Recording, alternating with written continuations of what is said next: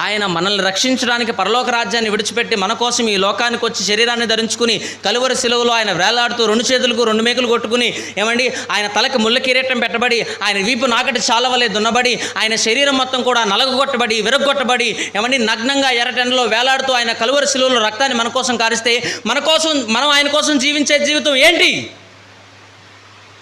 ఎట్లాంటి జీవితాన్ని నువ్వు జీవిస్తున్నావు?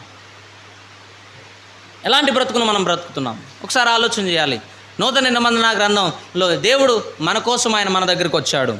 మనం ఆయన దగ్గరికి వెళ్ళడం కాదు, ఆయనే మన కోసం మన దగ్గరికి వచ్చాడు. తర్వాత రెండో విషయం, ఆయన మన పాపాలన్నింటినీ మనం ఒప్పుకుంటే, పశ్చాత్తాపడితే ఆయన మన పాపాలన్నింటినీ కూడా క్షమిస్తాను అని వాగ్దానం చేశాడు. 1 యోహాను రాసిన పత్రిక 1వ అధ్యాయం 19వ వచనంలో, మనము మన పాపములను ఒప్పుకునే యెడల ఆయన నమ్మదగిన వాడు నీతిమంతుడును కనుక ఆయన మన సమస్త పాపములను పరిశుద్ధపరచగలిగినటువంటి దేవుడై ఉన్నాడు.